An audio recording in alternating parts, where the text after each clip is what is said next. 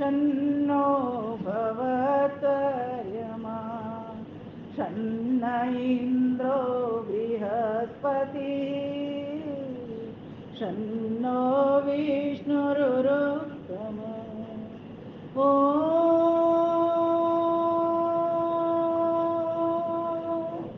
नमो ब्रह्मणे नमस्ते वायो त्वमेव प्रत्यक्षं ब्रह्मासि त्वामेव प्रत्यक्षं ब्रह्म वदिष्यामि ऋतं वदिष्यामि सत्यं वदिष्यामि तन्मावतु तदवक्तारमवतु अवतु माम् अवतु वक्तारम् अवतु माम् अवतु वक्तारम् ओम शांति शांति शांति।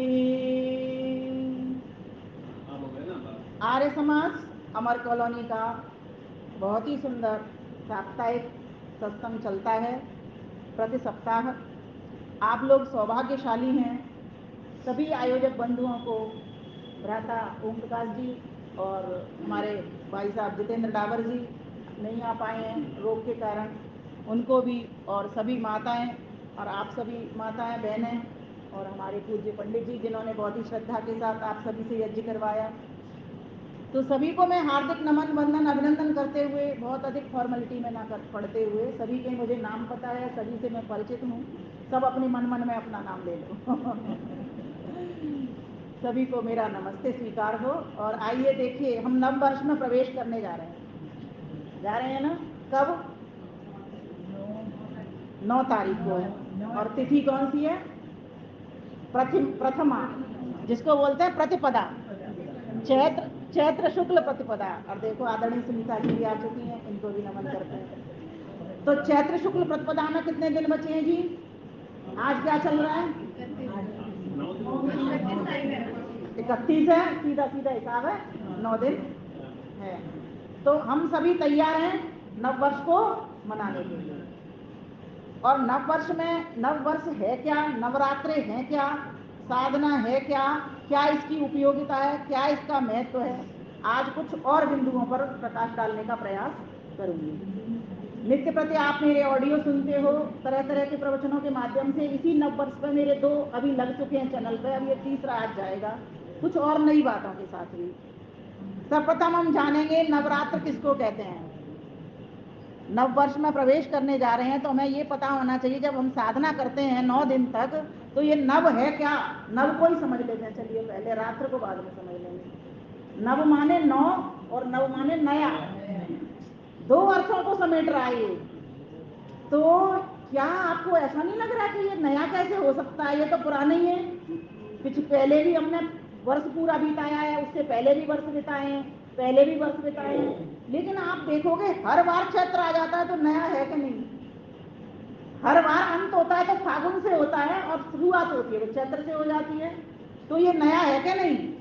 और 9 दिन, 9 का अंक पूर्ण होता है, 9 का अंक बड़ा होता है। कैसे बड़ा है? एक अक्षर की संख्या में बड़ा है। आप सोचोगे ना कैसे बड़ा है? 1 से लेके 9 तक, उसके बाद तो 10 हो जाते हैं तो 2 संख्या बन जाती है। 9 का अंक पूर्णांक है। क्योंकि मन में ये प्रश्न आता है 9 दिन तक साधना और तो हम कहीं करते नहीं है, इसमें ही क्यों करते हैं, है ना? या तो हम शारदीय नवसष्ठी आता है तब करते हैं, और या फिर हम इनमें करते हैं। और इनमें तो बहुत धूमधाम से इसलिए करते हैं क्योंकि नव वर्ष की शुरुआत है, नव वर्ष का प्रारंभ है। तो नव का अंक होता है 9, और 9 से भी अगर हम इसको समझेंगे कि 9 का अंक पूर्ण भी कैसे बनता है, 9 नया कैसे रहता है, इस बात को समझने का प्रयास करिए। 9 नया कैसे रहता है? बोलिए पहाड़ा। 9 एकम 9, 9 दूनी 1 और 8, 9 3 27, 2 और 7 9, अब आप जोड़ के 9 चौक 36, 9 पन 45, 9 6 54, 9 7 63, 9 8 72, 9 9 81, 9 दाड़े 90। सारा की सारा 9 ही है। और ईश्वर नया है, ईश्वर नया है, वो कभी बूढ़ा नहीं होता, वो कभी मरता नहीं, वो कभी जन्म नहीं लेता। ये अभी आप ही भजन में ये सुना रहे थे, आपने ये भजन में सुना दी। मैं भजन की एक एक पंक्ति पर विचार कर रही थी। भजन ही वो इस तरीके का किसी कवि ने लिखा है कि उसमें आप सोचोगे, 10 बार सोचोगे कि पृथ्वी कैसे तैर रही है। जल नीचे है, आप जल रखिए एक बाल्टी में और बाल्टी का आधार कुछ हो नहीं, जल है खुला, उसके ऊपर कोई मिट्टी डाली, वो रुकती है क्या? नहीं रुकती, वो गल जाती है। लेकिन वो नहीं गल रही है पृथ्वी, ये भी तो मिट्टी से बनी हुई है लेकिन नहीं गल रही है। तो ईश्वर को पता है ना सारे कंटेंट्स के कितने कंटेंट्स मिलाने तब जाकर के जल के ऊपर तैरेगी। हम नहीं जानते। माँ के पेट में बच्चा भी तैरता है, तैर रहा है कि नहीं तैर रहा है? मिट्टी के बड़े शरीर में ही तो तैर रहा है। और वो कैसे तैरा रहा है? सुरक्षित रह रहा है बच्चा। अगर पानी हो तो सुरक्षा ही नहीं हो, जल ही जीवन है। तो ये तो विषय चला जाएगा अलग, लेकिन मैं इसी से कनेक्ट कर रही हूँ कि जो न का अंत है पूर्ण है, और पूर्ण जो होती है वो चीज नई होती है। प्रकृति भी विकृति में आई है, इसीलिए आपको पुरानी लगती है, लेकिन जब प्रलय अवस्था आ जाएगी तो वो प्रकृति में ही सिमट जाएगी, तो वो उसका भी नाश नहीं होता। 3 तत्वों को कभी नाश नहीं होता। कौन कौन से बोलो? ईश्वर, जीवात्मा और प्रकृति, ये मुख्यता से। लेकिन वैशेषिक दर्शन में कणाद ऋषि क्या कहते हैं? 3 चीजें और हैं। आकाश, बोलो आकाश, काल और दिशा, ये भी हमेशा रहते हैं।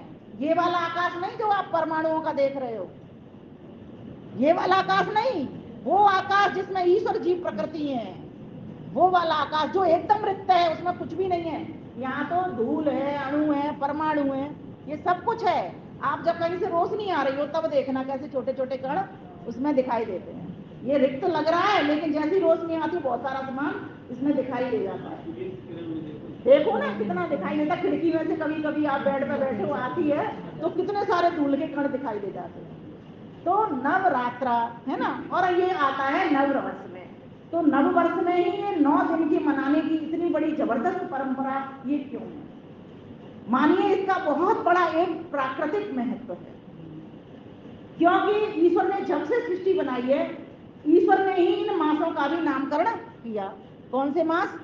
चैत्र, वैशाख, ज्येष्ठ, आषाढ़, श्रावण, भादो, क्वार, कार्तिक, अगहन, पूस, माघ, फागुन।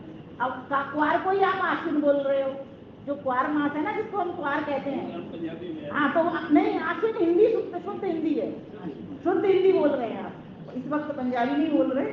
तो ये बहुत अच्छा है कि आपको 12 मास का पता है।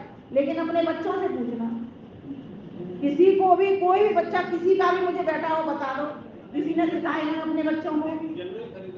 और आपको भी नहीं पता, आप अपने आप को बच्चा ही मान लेना। जिनको नहीं पता वो बच्चा मान लेना अपने आप को। अब बड़ा होना है आपको। हाँ जी, समझने का प्रयास कीजिए। तो बच्चों को सिखाओ, लिख लिख करके बताओ कि ये मास होते हैं, और आपको नहीं आता तो आप ही सीख जाओ उनके सारे से। बहुत सी चीजें ऐसी होती हैं, जब मैं अपने बच्चों को पढ़ाती थी मुझे नहीं आती थी, लेकिन उनकी किताब में से पढ़ाते पढ़ाते मैं सीख गई। मुझे उनकी एक राइम की पुस्तक होती थी, पूरी पूरी राइम आज भी याद है। बच्चे पता नहीं भूल भी गए, पर मुझे पूरी याद है। सिखाई मैंने उनको, उनकी पुस्तक से सिखाई, लेकिन मुझे रैन रैन वो अवे मुझे सारी की सारी वो राइम्स पूरी की पूरी याद हो गई। तो कभी कई बार ऐसा भी होता है कि हम पढ़ाते पढ़ाते भी पढ़ जाते हैं, पढ़ते पढ़ते भी पढ़ाते हैं, और पढ़ाते पढ़ाते भी पढ़ जाते हैं, है ना। तो इस प्रकार से हमें इस चीज पर बहुत विचार करना चाहिए कि आखिर ये नववर्ष क्या है, नवरात्रे क्या है, और इन्हीं दिनों क्यों लोग, अंग्रेजों ने तो मना लिया जनवरी फरवरी के हिसाब से। कब? जनवरी में मना लिया। उसको तो मैं जानवरी कहती हूँ, भारत के लिए तो वो जानवरी की तरह ही है। क्यों है जानवरी? क्यों है जानवरी? क्योंकि इतनी विकट ठंड, वहां नया क्या हुआ है? अभी आप प्रकृति में देख लो, सब कुछ नया है। आप जाइए बागों में, कैसा नया नया। और देखिए कोयल भी पंचम राग में इन्हीं दिनों सुना रही है, मेरी चल रही कोयल भी सुना रही है और फूल भी तरह तरह के। और आप एक चीज और देखोगे, नए वर्ष से कुछ दिन पहले ही जब आप उद्यान के भीतर प्रवेश करते हो, घूमते हो, तो बहुत सारे पेड़ नंगे हो जाते हैं, पत्ते सारे पुराने झड़ जाते हैं, और नए 4-5 दिन में ऐसा क्या हो जाता है, 4-5 दिन में तो वो पूरे के पूरे भर जाते हैं। बहुत सुंदर लगता है, सुंदर लगते हैं ना। अब आप सोचिए, उस सुंदरता का वर्णन तब से करिए जब परमेश्वर ने ये सृष्टि पहली बार बनाई होगी। माना कि सृष्टि प्रवाह से अनादि है, ईश्वर बनाता है, बिगाड़ता है और फिर बनाता है, बार बार ही ये क्रम चलता रहता है। आप संध्या करते हो, मंत्र बोलते हो ना, कौन सा, ओम ऋतम च सत्यं च अविद्यात् तपोध्यजायत। परमेश्वर ने ये सारा संसार ऋत और सत्य से बनाया है, अर्थात जीव संबंधी नियम और प्रकृति संबंधी नियमों में बांधकर एक व्यवस्था देकर के ये संसार बनाया है। तो 9 दिन तक उस परम पिता परमेश्वर की, जिसका गुणगान अभी शोभा माता जी ने किया और जिसका श्रेय ऋषि दयानंद ने हमको दिया, जिसका माता अभी चावला माता जी ने भी किया, ऋषि का गीत गा करके, उसके हम कभी भी एहसानों को भूल नहीं सकते। आज मैं ये जो बोल पा रही हूँ उन्हीं के कारण ही बोल पा रही हूँ। जिस नारी की स्थिति इतनी खराब थी, पैरों की जूती समझ आती थी, वो माइक कहाँ। अभी भी आज बहुत सारे परिवार में हम हवन कराने जाते हैं, कुछ लोग इस तरह के आते हैं, वो कहते हैं कि महिला करा रही है हवन, महिला शादी करा रही है, उनको अचंभा लगता है। धन्य है ऋषि दयानंद, वास्तव में उनके एहसान हम कभी नहीं चुका सकते, इसलिए ये ज्ञान लेना बहुत जरूरी है। ऋषिवर देव दयानंद सरस्वती ने ये विवेक किया और हम तक पहुंचाया, इसलिए आर्य समाज की स्थापना कब करी बोलो, इन्हीं दिनों में करी। चैत्र शुक्ल प्रतिपदा कुछ लोग कहते हैं, लेकिन पंचमी का वो दिन था, पर 9 दिन तक में कभी भी कोई भी उद्घाटन, प्रवेश, मुहूर्त कुछ भी करिए, बहुत अधिक फलदायी होता है। तो महर्षि दयानंद सरस्वती ने भी 1875 में आर्य समाज की स्थापना मुंबई में कर दी थी, और इन्हीं दिनों में करी, पंचमी का दिन था वो। तो चैत्र शुक्ल प्रतिपदा का इतना बड़ा महत्व क्यों है, इसीलिए कि सब कुछ सृजन होने के लिए जा रहा है। क्या हम उस नवीनता को धारण नहीं कर सकते? जब ईश्वर को नवीन कर रहा है सब चीजों को, हम सृजन में तो धारण कर लेते हैं। स्त्री पुरुष सृजन तो कर रहे हैं बच्चे का, लेकिन जिस तरीके का सृजन करना चाहिए, जैसा ईश्वर ने व्यवस्थित संयमित होकर के सृजन किया है इस प्रकृति का, सृष्टि का, प्रकृति से सृष्टि का, वैसा क्या हम अपने बच्चों का निर्माण कर पा रहे हैं? नहीं कर पा रहे। इसीलिए ही बोलो, इसीलिए ही शायद ये 9 दिन तक कन्या पूजन का भी विधान हुआ कि बच्चों का निर्माण हो, देवियों को पूजा जाए। कन्याएं देवी हैं। लांगुर, लांगुर किसको कहते हैं? कोई माता मुझे बताए लांगुर माने क्या है? उनके साथ, कन्या के साथ लांगुर की भी पूजा होती है। लांगुर किसको? छोटे बच्चे, बेटे, लड़की, बस इतना ही जानते हो ना क्यों कहते हैं लांगुर, और कन्या क्यों कहते हैं? चलो ये दोनों बता दो आप, कोई नहीं तो नई बात मुझसे धारण कर लेना, क्योंकि नववर्ष आ रहा है। किसी को भी पता हो बता देना, नहीं मैं बताती हूँ फिर आपको। कन्या, कन दीप धातु से ये बनता है शब्द कन्या, जो घर को चमका दे उसको कन्या कहते हैं। लांगुर, लापता जिसके अंग हो रहे हो, जैसे लंगूर देखा है आपने, उसका काला काला मुंह आपकी निगाह में अभी आ गया होगा, लेकिन उसके नैन नक्श नहीं आए होंगे कुछ भी, सिर्फ इतना सा ही चेहरे में अभी तुम्हारे में आ रही है छवि, काला काला मुंह है, अंग उसके छुप गए हैं, अंग उसके छुपे हुए हैं। ऐसे ही जो पुत्र आ रहे हैं, जिनको तुम भोजन खिला रहे हो, जिनको तुम लांगुर कहते हो, कन्या कहते हो, बैठ करके तुम खिलाते हो जिनको भी, है ना, उन बच्चों को भी ये बात समझानी है कि तुम्हारे अंग दिखने नहीं चाहिए, ये बेटियां हैं, ये देवियां हैं, ये तुम्हारी बहनें हैं, ये तुम्हारी माताएं हैं, इनमें आपस में परस्पर संबंध ऐसा बना के रखना। आज हमारी बेटियां लव जिहाद में कितनी फंस रही हैं, बोलो क्यों फंस रही हैं? क्योंकि हम माताओं ने और पिताओं ने उन बच्चियों को पहले से शुरू से संभाला नहीं, घर घर में यज्ञ किया नहीं, 9 दिन की साधना कैसी हो इस सही साधना को समझा नहीं, इसीलिए आज ऐसा होने को जा रहा है। अगर हम ये 9 दिन तक संकल्प ले लें कि प्रत्येक बेटी हमारी बेटी है, हमारे पड़ोसी की भी बेटी हमारी है, हमारी बेटी भी हमारी है, हमारे रिश्तेदार की भी बेटी हमारी है, हमारे मित्र की भी बेटी हमारी है, हमें बेटी को बचाना, और बचाने का सबसे बढ़िया जो ढंग हो सकता है, ये बहुत अच्छा ढंग है कि बेटियों को घर पर बुलाया जाता है उनके पैर धोए जाते हैं, पैर पूजे जाते हैं, उनसे देवी समझ के आशीर्वाद लिया जाता है और उनको भोजन भी खिलाया जाता है। लेकिन एक कमी रह जाती है, जिस कमी के कारण सिर्फ फॉर्मेलिटी वो हो जाती है। और आजकल तो ऐसी फॉर्मेलिटी हो गई है कि बाहर गेट पर ही जा करके उसको ऐसे करके पकड़ा जाता है। कोई देवी का भाव मन में नहीं आ रहा, कोई खिलाने का पूजने का भाव मन में नहीं आ रहा, कुछ भी उनके प्रति कोई भाव नहीं आता। बस बरखा जी ने किया इसलिए मैं कर रही हूँ, आपने किया इसलिए मैं कर रही हूँ, आपने किया इसलिए मैं कर रही हूँ, उसने 10 रुपए की कटोरी बांटी मैं 20 की बांटूंगी, ये भी चलता है। और किसको बांटूंगी? अपने ऊपर नीचे वाले फ्लैट को दे दूंगी। बस मैं कहती हूँ अपने ऊपर नीचे वाले फ्लैट वालों को दे दो, मना नहीं है, लेकिन उन बच्चियों को कुछ और भी तो दे दो। ये तो तुमने अभिमान में दे दिया कि मैं बड़े से बड़ा बढ़िया दूंगी। दीजिए, बिल्कुल दीजिए, अगर आपके पास सामर्थ्य है उस बच्ची को बढ़ करके खूब दीजिए, लेकिन साथ में क्या आपने कोई एक संस्कार उसको दिया? तो बेटियों, अपने अस्तित्व को बचाना, ध्यान रखना। अब नवरात्र शुरू होने वाले हैं, आप माताओं का दायित्व नहीं सिर्फ कर्तव्य भी बनता है अपनी बेटी समझते हुए उन बेटियों को शिक्षा देना। बेटियों, अपने अस्तित्व को बचाओ। दूर दूर तक राक्षस फैल रहे हैं, चारों ओर राक्षस पड़े हुए हैं, तुम्हारे ऊपर नजरें डाले हुए हैं। दूर नहीं है, ऋषि दयानंद ने भले ही हमको शिक्षा इतनी तगड़ी दे दी, लेकिन आज भी हमारी बेटियां लव जिहाद की शिकार हो रही हैं। आप जानते हो कैसे फंसाते हैं वो? ये जितने भी ब्यूटी पार्लर्स हैं, जितने भी सैलून्स हैं, वहां पर ये लड़के लड़कियों को बुलाते हैं, फंसाते हैं, बाल काटते हैं, उनके अंगों से हाथ लगाते हैं। उन बेटियों को आपको कुछ नहीं पता, बस आपको तो इतना पता है पार्लर जाना है, बेटी सुंदर होने जा रही है। अरे क्या सुंदर हो रही है वो! जब वो चली जाएगी तुम्हारे हाथों से, तब देखना क्या होगा।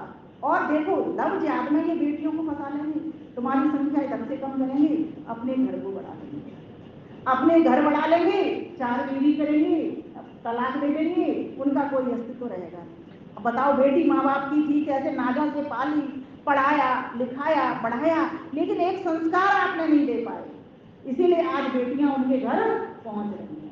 तो ये नवरात्रों पर मैंने ये विषय क्यों लिया है? भाई विनय जी बार बार मुझे यही बात कह रहे हैं कि तुम बहुत ईश्वर व्यक्ति पर बहन जी बोलती हो, बहुत तुम सारे विषय लेती हो, छूती हो, लेकिन ये विषय भी लीजिए, आज भी बहुत जरूरी है। जब बेटियां चली जाएंगी, आप ये देखिए, हमारे बच्चे विदेश चले गए, है ना, हम 2 में से कोई एक रह गया, ध्यानपूर्वक समझने की बात है। जब मैं एक ही रह गई तो काम वाली के हाथों में घर आ गया। अब काम वाली के हाथों में घर आते के साथ उसके संबंध कहाँ कहाँ है आपको पता है। और काम वालियां भी आजकल कैसी आ रही हैं, बांग्लादेश से आ रही हैं, वो भी कहीं ना कहीं वही है। इसीलिए ये भी रखा, आप जब रखो तो ध्यान करके रखो कि किससे आप काम करवा रहे हो। थोड़ा सा अपना त्याग लाइए, थोड़ी सी अपनी समझ लाइए, थोड़ी सी अपनी बूझ लाइए, तब जाकर के तुम्हारा घर सुरक्षित रह जाता है। आज बेटियां गई हैं, कल को ये लैंड भी जाने वाली है। अगर ये जमीन चली गई तो तुम कहाँ हो? और तुम्हारे कोई बच्चे नहीं है। आज 2 के पास 2 माता पिता, उनके पास एक ही बच्चा है, कहते हैं बहुत है, एक ही बहुत है। उधर एक तरफ से तो 4 बीवी 40 बच्चे चल रहे हैं और इधर एक ही बच्चा हो रहा है। कैसे कन्या पूजन लांगुर पूजन दोनों का होगा? एक रह जाएगा, कन्या रह जाएगी या लांगुर रह जाएगा। कैसे उनमें भाई बहन का संबंध स्थापित होगा? भाई बहन का कोई रिश्ता बचेगा ही नहीं। और आज भी देखो, रक्षाबंधन में कोई पड़ोसी क्या बांधने जा रहा है, कोई रिश्तेदार के भाई, क्योंकि एक ही है घर में, या तो 2 भाई भाई हैं, 2 भी होंगे तो 2 भाई भाई हैं, तो 2 भाई बहन हैं। वो तो खुशनसीब है जिनके यहाँ भाई बहन दोनों हैं। और जिनके घर में बेटी और बेटा दोनों होते हैं, वे बहन और भाई का रिश्ता समझते हैं। जिनके यहाँ नहीं होते, वे बहन भाई का रिश्ता भी नहीं समझते कि किस तरह से लड़कियों के साथ व्यवहार करना है, किस तरह से लड़कों के साथ व्यवहार करना है। ये बहुत समझने की बात है। लव जिहाद, लैंड जिहाद और फिर इकोनॉमी जिहाद, ये सारे कुछ, और उनके डोरे अभी भी कम नहीं है। अभी भी कल में बंसल जी बता रहे थे मुझे कि धमकी दी है। मैंने कहा क्यों धमकी मिल रही है? हमको बार बार धमकियां मिल रही हैं। भारत को क्यों धमकियां मिलती हैं? उनको पकड़ो। बोले यहाँ के लोगों को तो बहुत पकड़ने की कोशिश हो रही है और काफी पकड़े भी हैं, ऐसा नहीं है, लेकिन बहुत ज्यादा है। तो अगर हम नहीं चेते, हम नहीं जागृत हुए, और ये 9 दिन की साधना जगाने के लिए ही आई है। बोलिए मेरे साथ, उत्तिष्ठ जागृत प्राप्य वरान्नी बोधक। उठें, जागें और ज्ञान प्राप्त करें, और ज्ञान प्राप्त करके कर्म में उतरें। जब ज्ञान और कर्म दोनों कार्य होंगे तो भक्ति भी पूर्ण होगी और फलयुक्त होगी। ये संदेश है इस बार नवरात्रि का, ये समझ करके जाना। इसलिए मैं कह रही नवरात्रों की बहुत, और 9 दिन तक साधना किसकी करनी? एक ईश्वर की। किसकी करनी? एक ईश्वर। ईश्वर के ही नाम है। क्या क्या नाम है? लक्ष्मी, बोलो लक्ष्मी, सरस्वती, दुर्गा। जब दीपावली आती है तो किसका पूजन करते हैं? लक्ष्मी का। और सरस्वती भी साथ में रखते हैं, क्योंकि लक्ष्मी का अभिमान ना हो जाए, ये विवेक भी होना बहुत जरूरी है। और अभी तक किसकी पूजा हो रही है? दुर्गा की। ये ईश्वर के ही नाम है। दुर्गा क्यों है उस ईश्वर का नाम? क्योंकि वो दुर्ग के समान विशाल है और दुर्ग के समान स्थिर है, दुर्ग के समान अविचल है। उस पर कोई प्रहार करे, उसको कोई मान ले अपमान ले, उसको कोई फर्क पड़ने वाला नहीं है। तो नवरात्रों की साधना में उस ईश्वर के दुर्गा स्वरूप को, सर्वशक्तिमान का अर्थ क्या होता है जी? बोलो। शक्तिशाली, और सबसे अधिक शक्तिशाली, और सब कामों को बिना किसी की सहायता से स्वयं करने वाला, ये शक्तिमान गए। तो जो शेरों के ऊपर बैठी हुई उसको दिखाते हैं दुर्गा को, जो चित्र बनाते हैं शेरों वाली कहते हैं। क्यों कहते हैं उसको? क्योंकि ईश्वर सर्वशक्तिमान है। प्रतिमा के आधार पर, प्रतीकों के माध्यम से जनता को ये बताया जाता है, लेकिन आज जनता को ये समझाया ही नहीं जा रहा कि ईश्वर सर्वशक्तिमान है। ये सर्वशक्तिमान की प्रतिमा रूप से जिससे समझ में आ जाए कि ईश्वर से बड़ा कोई नहीं शक्तिशाली, ईश्वर से कोई बड़ा नहीं, कोई बराबर भी ईश्वर के नहीं। चाहे सारे ब्रह्मांड की सभी जीवात्मा मिल जाए तो भी ईश्वर के बराबर नहीं है। इसलिए और हमको तो सहायता चाहिए। हमें क्या सहायता चाहिए? हम कोई भी काम अंधेरे में नहीं कर सकते। कर सकते हैं क्या? हमें प्रकाश चाहिए। हर कार्य हम प्रकाश में कर सकते हैं। रात में कुछ काम कर सकते हैं क्या? नहीं कर सकते। लेकिन ईश्वर ने ये सारा संसार ये अंधेरे काल में ही बना दिया। बनाया ना? ये हमारे शास्त्र कह रहे हैं। कैसे बनाया? उसको जरूरत नहीं है, क्योंकि प्रकाश किसको चाहिए? आंखों वाले को। ईश्वर के हमारी वैसी आंखें नहीं होंगी। माना कि सारी दुनिया को देख रहा है, वो देख रहा है भाई कि कौन क्या कर्म कर रहा है, और सारे चिट्ठे ईश्वर ने बहुत बड़ा बढ़िया काम किया है। एक एक कैसेट, एक एक चिप यहाँ लगा दिए सबके हृदय में। क्या लगाई है? जो कर्मों की है ना, जो कर्म कर रहे हो सबके लगा दिए। अब सोचिए वो ईश्वर कैसे खोलता होगा उस चिप को, कब देखता होगा? वो ऐसे देखता होगा, सर्वज्ञ और सर्वांतर्यामी, भीतर भी है बाहर भी है। मान लीजिए ईश्वर सब जगह पर है, तभी तो वो जाकर के सभी के कर्मों को देख पा रहा है, सभी के हृदय की चिप। क्योंकि हृदय में अगर वो नहीं होता तो वो हृदय की चिप कैसे देख पाता? इसी से सिद्ध हो जाता कि ईश्वर सर्वत्र रहने वाला है और सर्वज्ञ भी है और सर्वशक्तिशाली, सर्वशक्तिमान भी है। तो नवरात्रों की साधना में हमें क्या करना है? आपने देखा होगा कुछ लोग जौ बोते हैं, ज्वारे, क्या बोलते हैं उसको? गेहूं। गेहूं ज्वारे बोलते हैं ना, ज्वारे का रस जौ बोलते हैं। हाँ, वो गेहूं का ही एक साइड में वो रूप है। जौ की बालियां हैं, जौ की बालियां होती है ना, उसको बो देते हैं। उससे कितना बढ़िया उस घास उगती है। उस घास का क्या करते हैं? सेवन करते हैं। क्यों करते हैं सेवन? इन दिनों में क्यों करते हैं? क्यों नहीं? इसीलिए नहीं करते, ठंडा रहता है। इसका सही गुण समझिए, क्योंकि उससे संक्रामक रोग इन दिनों सृष्टि का एक बहुत बड़ा परिवर्तन हुआ है। इस परिवर्तन में संक्रामक रोग तुमको नहीं लगे, इसलिए जवारे बनाओ, खुद पियो और सबको पिलाओ। लेकिन ये चीज बताएगा कौन? मात्र एक आर्य समाज ने गारंटी ले रखी है इस चीज की, और कहीं पर ये बताने वाला कोई भी नहीं है। इसलिए मैं कहती हूँ सबको अपने साथ, अपनी सहेलियों को, अपने बच्चों को आर्य समाज में लेकर के आओ। यहाँ आकर के वो आपको चिंतन देंगे, आपको समझ देंगे, आपको सोच देंगे। बाकी जगह आप जाओगे, मना नहीं है, जाइए, आप हाथ जोड़ोगे, लेकिन ये चिंतन, ये ज्ञान, ये विवेक ये कैसे आएगा? ये आएगा तभी जब नए नए विद्वान आएंगे, तरह तरह के विद्वान अपना अपना चिंतन लेकर के आएंगे और आप तक पहुंचाएंगे, आपके साथियों के पास पहुंचाएंगे, तब उनको सही बात पता चलेगी ना। अब ये बात निकल करके आई ना वर्षा जी, जब आप आए आत्मा, क्या कि परिवर्तन जब हो जाता है तो व्यक्ति को क्या चाहिए? संक्रामक को रोकने, क्योंकि संक्रामक रोग फैलते हैं। इन दिनों सबसे ज्यादा शीर्षक निकलती है, इसलिए उनका एक नाम क्या कह दिया जाता है? माता। क्यों? क्योंकि ये माता के दिन कहे जाते हैं। अरे माता कोई अलग तो होती नहीं है, क्या बोलते हैं? जगत जननी माता। तो जगत जननी माता तो एक ही होगी, कोई दो चार छह तो होंगी नहीं। ना द्वितीयो, ना तृतीयो, न चतुर्थो, न पंचमो, न षष्ठो, न सप्तमो, न अष्टमो, न नवमो। एक एक एक देव, वह देव एक ही है। बस ये उसके इतने सारे नाम है, क्यों?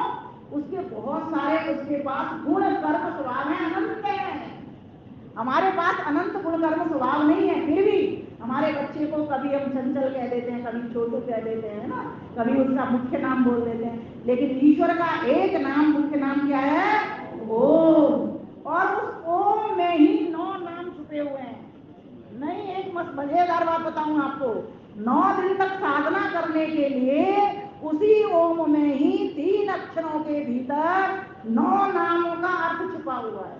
अब बताइए कितना आपके लिए सरल हो गया ये, कि आपको साधना करनी है। प्रथम नाम में जैसे हमने बोला ओम, ओ के भीतर 2 अक्षर और उ, और एक माँ के नीचे हलंत है, अर्थात आधा अक्षर है, और अ और उ ये पूरे पूरे अक्षर है। अक्षर मतलब इसका क्षर नहीं होता। ईश्वर का कभी क्षर होता है, नाश होता है क्या? नहीं होता। तो जब ईश्वर का नाश नहीं होता, और अ प्रतिनिधि है ईश्वर का, उ प्रतिनिधि है जीवात्मा का, माँ प्रतिनिधि है इस संसार का, प्रकृति से बने हुए इस संसार का। तो माँ का तो नाश होगा, लेकिन जो बोलते ना स्वर, हर शब्द के पीछे हम देखते हैं, जब बोलते तो ये स्वर जरूर लग जाते हैं। जो व्याकरण के जानने वाले या हिंदी के टीचर होते हैं वो समझते हैं इस बात को कि आ उ इनको मिलकर के क्या हो गया? ओ। अब इसके पीछे 3 की संख्या देखी होगी आपने। कुछ लोग भूल करते हैं, इसको ई समझ लेते हैं। वो 3 की संख्या है, वो 3 की संख्या ताल देती है, 3 ताल देती है। ओ ओ ओ मतलब दीर्घ हो जाता है। ओ, यही प्लुत है, यही प्लुत स्वर है। तो जब अगर इस तरीके से बोलेंगे और अर्थ करते हुए बोलेंगे, का अर्थ क्या है? देखो 9 दिन की साधना बताते हैं, इसमें 9 अक्षर हैं। अ से अग्नि है ना, और अ से विराट, अ से विश्व, ऐसे ही ऊ से हिरण्यगर्भ, वायु, तेजस, माता जी बोल रही हैं देखो, और मां ईश्वर, आदित्य और प्राज्ञ। माता जी के लिए एक बार करतल ध्वनि कर दो। हर वक्त जो व्यक्ति ज्ञानी है वो हर जगह सम्मान पाता है, वो चाहे पीछे भले ही बैठा हो, लेकिन जिसको विवेक है, ज्ञान है, वो हर जगह सम्मान पाता है। इसलिए इन चीजों को लीजिए, सीखिए। पहले दिन की साधना माता जी क्या होनी चाहिए? अग्नि की। पूरे दिन 9 दिन में से एक दिन चुन लीजिए, चैत्र शुक्ल प्रतिपदा का, आज मुझे ईश्वर का आ अक्षर बोलते हुए अग्नि की उपासना करनी है। अब अग्नि की उपासना कैसे करनी है? 2 ढंग है इसके। एक तो ये यज्ञ करके अग्नि की उपासना हो जाएगी, इसको कहते हैं भौतिक कर्म, भौतिक कर्म अग्नि का। तो ये हो गया भौतिक यज्ञ। इसको एक और नाम देते हैं द्रव्य यज्ञ, क्योंकि द्रव्य लगाए गए, सामग्री लगाई गई, समिधा लगाएगी, घी लगाया गया और बाकी का सामान लगाया गया। लेकिन एक होता है आत्मयज्ञ। तो जब ईश्वर जिस अग्नि के रूप में अगर उसका अर्थ करेंगे, तो ईश्वर को प्राप्त करने के लिए क्या करेंगे हम? अग्नि का जो अर्थ है वो ये करेंगे कि ईश्वर सब जगह पर है, आगे आगे है। हम जब तक पहुंच नहीं पाते, उससे पहले भी वो आगे हमारे सामने रहता है। दूसरा अर्थ कैसे करेंगे अग्नि का? वो परमेश्वर हमको आगे ले जाने वाला है। बताइए, बिना ज्ञान के हम कहीं चल सकते हैं क्या? अगर हमको ये नहीं पता हो ये पैर चलने के लिए हैं, ये गाड़ी चलती है, तो हम चल नहीं सकते, हम चल नहीं सकते। ये बुद्धि विवेक है हमारे पास, किसने दिया? अग्नि। अग्नि का एक और अर्थ होता है प्रकाशक स्वरूप, अग्नि का एक और अर्थ होता है ज्योतिष स्वरूप। तो पहला दिन की जो साधना हमारी बनेगी, ये बनेगी, हे प्रभु आप ज्योतिर्मय हो। बोलो मेरे साथ, हे प्रभु आप ज्योतिर्मय हो, हे प्रभु आप सर्वज्ञ हो, हे प्रभु ये सारा संसार आपने अपनी ज्योति से, अपनी बुद्धि से, अपने ज्ञान से, अपने विवेक से, अपने बल से बनाया। अब देखो अग्नि का कितना अर्थ, ईश्वर का एक नाम अग्नि है, ये सार्थक भी हो गया। अग्नि का अर्थ है प्रकाश देने वाली, ऐसा प्रकाश भी होता है और अंतर का, हृदय का भी प्रकाश वो देता है। दूसरा शब्द बोलिए, अब आई बता रही हूँ आपको दूसरे दिन के लिए साधना। अगर किसी को ये कठिन लगता है तो क्या करेगा, इस बार के नवरात्रों में सिर्फ अग्नि को 9 दिन तक साधूंगा। अगर किसी को ये 9 अर्थ कठिन लगते हैं तो एक अग्नि की उपासना करूंगा। हे प्रभु आप अग्नि हो, हे प्रभु आप सर्वज्ञ हो, मुझे भी ज्ञान दीजिए। क्योंकि देखिए समानता से मैं हर बार आपको एक ही बात, समानता से समान धर्म मिलते हैं, जल से जल मिलता है। तो ईश्वर में जो गुण है क्या, ज्ञान का, तो मैं ईश्वर से कैसे मिलूंगी, ज्ञान के द्वारा मिलूंगी। और क्यों मिलूंगी, क्योंकि ज्ञान ही आनंद का दाता है। व्यक्ति में अगर ज्ञान नहीं है, अंधकार है, घोर अंधेरा, तो उसको ठोकर लगेगी ना, और जैसे ही प्रकाश हो जाएगा तो क्या आराम से चलेगा। और अंधेरे में भय भी लगेगा, कोई मेरी चैन ना उतार दे, कोई मुझे पकड़ ना ले, कोई मेरे साथ गलत ना कर दे। लेकिन प्रकाश में किसी को डर नहीं लगता। तो ये समझने की बात है। आ से क्या हुआ, अग्नि। तो 9 दिन की साधना में आपने क्या करना है, उस अग्नि को ही साधना। साधना क्या, इंद्रियों को साधना। कैसे साधना, कि चाहे कुछ भी हो जाए, मैं बिना अग्नि स्वरूप को वर्ण किए मैं यहाँ से उठने वाली नहीं। आप एक आसन लगाइए, कब लगाइए मैं आपको तरीका बताती हूँ ध्यान का। जब आप अपने कामों से निवृत्त हो जाएं या आपके काम अभी शुरू ही नहीं हुए, सुबह के 4 बजे ध्यान लगाइए अग्नि का, 2 घंटे आपके लिए पर्याप्त है। और अगर आपको लग रहा है कि मुझे भोजन भी बनाना है, वैसे सबकी बहुएं आ गई हैं, एक आप मेरी जैसी और इनकी बड़का जैसी कोई होगा जिसकी बहू नहीं आई है। तो जिनकी बहुएं आ गई हैं उनकी बहुएं कर लेती हैं। अब आप ये मत कह देना मुझसे कि बहुएं नहीं करती इसलिए हमें करना पड़ता है। छोड़ दीजिए, आप काम को आप शुरू ही मत होने दीजिए, तब तक आप अपने 4 बजे का उसा पानी पीजिए बस। ये तो सभी कर सकते हैं, नहीं हाथ खड़ा कर दो एक बार सब। 4 बजे उठ सकते हैं, नहीं कितने लोग हैं उठ सकते हैं बताओ। और जो उठते हैं 4 बजे रोज, वो उठा दें आप। माता जी आप कितने बजे उठते हो, नहीं उठते। आज आप संकल्प लेकर के जाइए, रात को जल्दी सोऊंगी मैं, सुबह जल्दी उठूंगी। ये नवरात्रों की साधना में मैं अग्नि ईश्वर का ही वर्ण करूंगी। आप में से कितने भाई उठते हैं, 4 बजे कितने उठते हैं, 5 बजे कितने उठते हैं, 5 बजे सब उठ जाते हैं लगभग। देखो हमारा भाई सेवक के लिए एक बार ताली कर दो, इतना छोटा बच्चा है और देखो 4 बजे उठ जाता है, बहुत बड़ी बात है ये है। शास्त्री जी कितने बजे उठते हो, 4:30, इनके लिए भी एक बार कर दो। एकदम बोल दिया ना 4:30, सोचा भी नहीं, तो सच्चाई है ये 4:30 उठ जाते हैं। क्यों, क्योंकि आपको कल जाकर के इन्होंने यज्ञ करना है, कोई नई बात भी बतानी है, तो कब चिंतन करेंगे। ये पूरा दिन तो हमें इसी तरीके से गृहस्थी में लग जाता है, लेकिन सुबह का समय वास्तव में शांत समय होता है, जिस वक्त तुम एकाग्र चित्त कर सकते हो।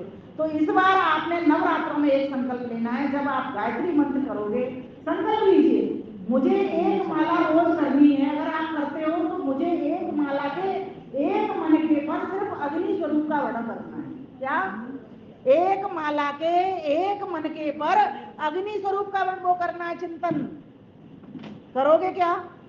इस बात में मत रहना कि मैंने दूध नहीं चाहिए भाई मुझे नहीं वो पत्ती डाल के लाया। हाँ, और अदरक जरूरी है तो पिलाना। हाँ जी सुनिए, मेरा ऑडियो चल रहा है। तो मेरा कहने का मतलब यहाँ पर ये है कि अगर आप चाहते हो सही साधना करना, कुछ करो या मत करो, वो जो करते हो वो करते रहो। अगर आपको ऐसा लग रहा है, अगर आपने अग्नि स्वरूप का वर्ण कर लिया, आपको इतना ज्ञान होगा, इतना विवेक होगा कि आप जब आप कोई किसी भी काम को करोगे उसमें आपको सफलता मिल जाएगी। भगवान राम हमारे देश में हुए, भगवान कृष्ण हमारे देश में हुए, भगवान दयानंद हमारे देश में हुए। इन सभी को इतना अधिक ज्ञान था, इस ज्ञान के बल पर ही वो असुरों का आतंक मिटा पाए और दैवत्व की स्थापना कर पाए और हमको भी ये सिंहासन पर बिठा पाए। इसलिए आज आवश्यकता है, जब तक हम नहीं जानेंगे तब तक काम होने वाला नहीं है। अब देखिए समय तो कह देता है कि 9, आपके 10 बज गए। अब आप मुझे निर्देश करेंगे, क्योंकि मेरे पास तो 8-10 दिन में प्रवचन खत्म नहीं होंगे, अभी पूरे 9 दिन तक मुझे यही बोलना है। ठीक है, अलग अलग तरह के बिंदु उठाने हैं और मैं ये चाहती हूँ कुछ चीजें समझना आनी चाहिए। अगर मैं दौड़ जाऊंगी तो आप चीजों से वंचित रह जाएंगे। तो एक भजन बोल दूं या मैं अभी कर दूंगा, भजन बोल दो चलिए। तो देखिए जब साधना करेंगे तो किसकी करेंगे, गायत्री मंत्र की साधना करेंगे। हर कोई चाहता है हम सुखी हों, चाहते हैं ना हम, तो सुखी कैसे होंगे बताओ, ज्ञान से होंगे। कैसे होंगे, ज्ञान से। जब ज्ञान नहीं होगा तो दुखी होंगे। अज्ञान में तो दुख है। कोई बावला व्यक्ति हो वो दुखी होता है कि नहीं होता? अब आप कहोगे हमने तो रोड पे हंसते देखा है, कोई करते देखा है, वो भी उसको ज्ञान नहीं है इसलिए यही कर रहा है। वो अंदर से नहीं हंस रहा, वो अंदर से सुख नहीं पा रहा। लोग उसको पत्थर मार रहे हैं। सोचो क्या हम पत्थर खाएं? नहीं। इसलिए विवेक करना जरूरी है। इसलिए गायत्री की साधना को उठा लीजिए। और आपने देखा होगा आप भी अब 9 दिन तक गायत्री मंत्र से एक माला से रोज करोगे। माला से तो कर लोगे और प्रतिवर्ष करते चले आ रहे हो और एक वर्ष में 2 बार कर रहे हो। मेरी एक बात ये पकड़ करके रखना, मुझे सिर्फ ओम पर ही टिके रहना है, मुझे इससे आगे नहीं बढ़ना।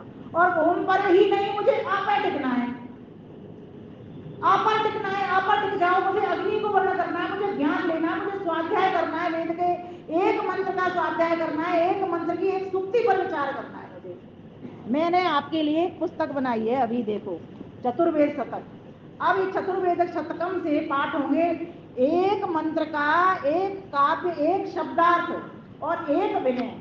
ये मात्र 150 रुपए की पुस्तक है। ये आरसा मार्ट संतनगर ने इसको छपवाया है इसको। हाँ ये देखिए। और जब भी आपको एक मंत्र ऐसे क्लियर, ऐसा स्पष्ट कर दिया है हमने, इसको एकदम सरल सरल कर दिया है। जो चाहे मुझसे ये ले सकते हैं, ठीक है। तो अभी मैं 2 ही पुस्तकें लेके आई हूँ। फिर अगर आपकी इच्छा होगी, अगर आप पाठक हैं सही मायने में, सही मायने में सुख पाना चाहते हैं, ये सुख पाने का एक तरीका है कि आप स्वाध्याय रत हो जाइए। एक छोटी सी पुस्तक बनाई थी मैंने, ये गायत्री चालीसा।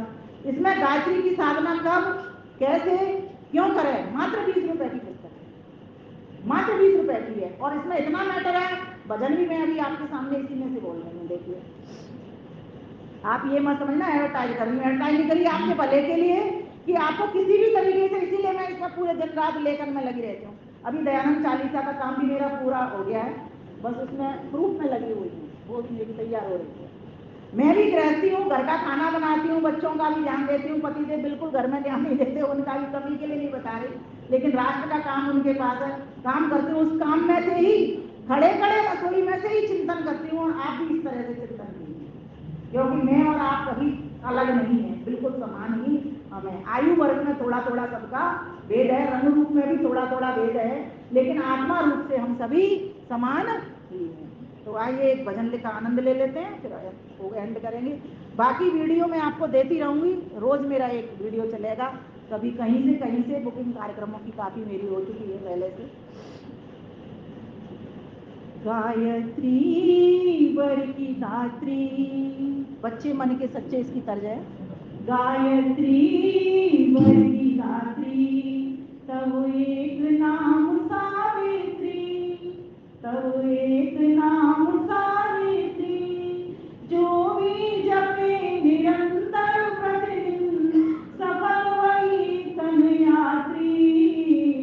गायत्री वर की दात्री, गायत्री वर की दात्री। क्यों कहा इसको? क्योंकि ये वर देती है। जब इसका जप करते हैं तो क्या देती है?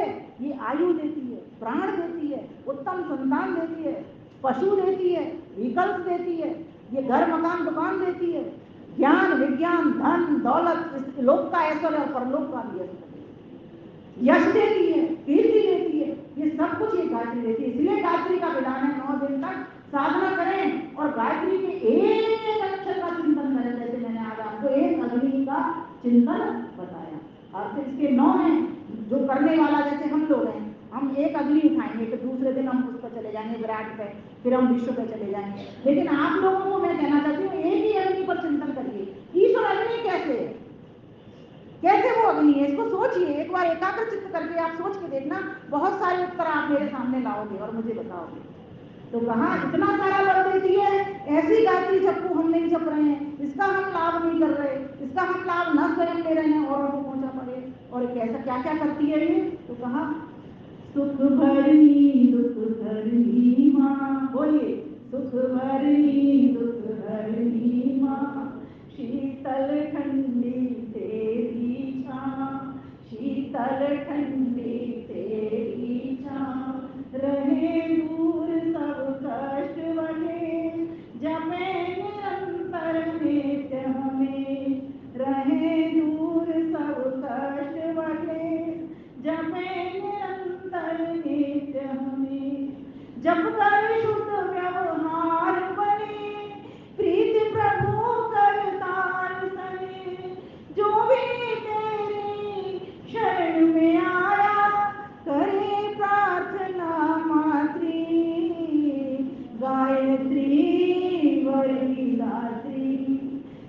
गायत्री वर की गात्री तब एक नाम सावित्री।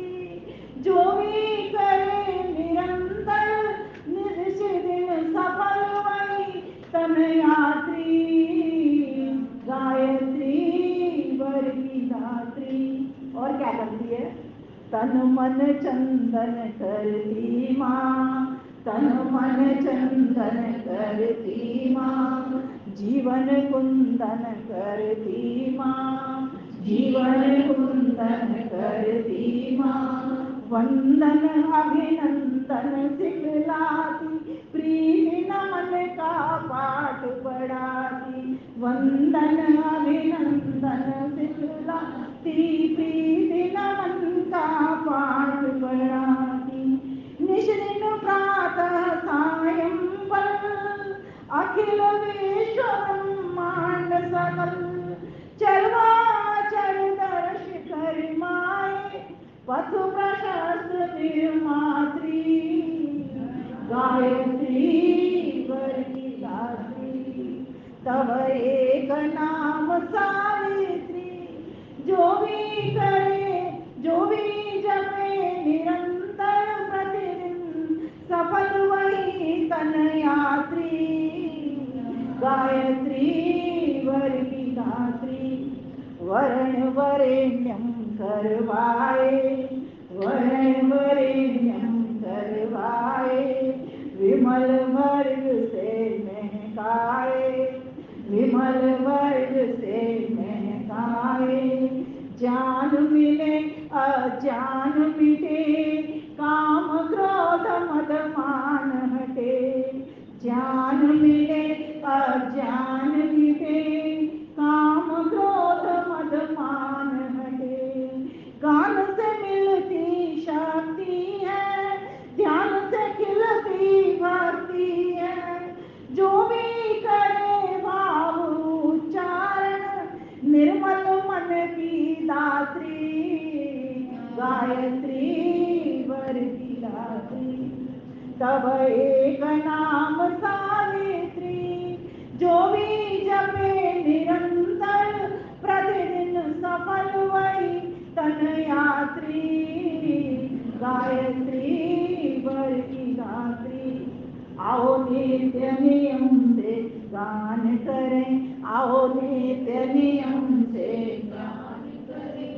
अर्थ सहित जप ध्यान करें, अर्थ सहित जप ध्यान करें। बुद्धि भरे विज्ञान भरे, बुद्धि भरे विज्ञान भरे। जपे तपे प्रभु पान करें, जपे तपे प्रभु पान करें। बुद्ध शोध करने वाली, बुद्ध शोध करने वाली। ओम तेज भरने वाली, ओम तेज भरने वाली। विमल वेद करते यश गायन, सुखवल बुद्धि प्रदात्री।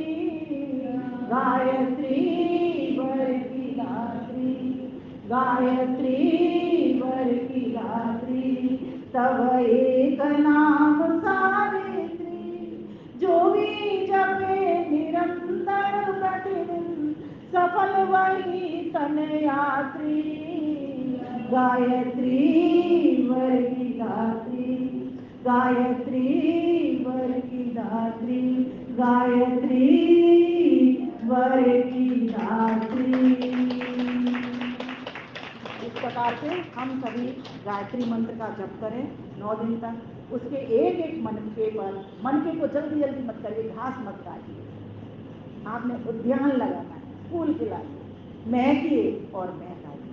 इसलिए आप समाज समर्थ कॉलोनी के सभी आयोजकों को, बंधुओं को, माताओं को नमन करते हैं। इतने धैर्यपूर्वक, श्रद्धापूर्वक, बिना वार्ता किए सुनने के लिए, श्रवण करने के लिए। जिनके जन्म दिवस है उनको पुनः हार्दिक शुभकामनाएं, बधाई और शुभाशंसद। धन्यवाद।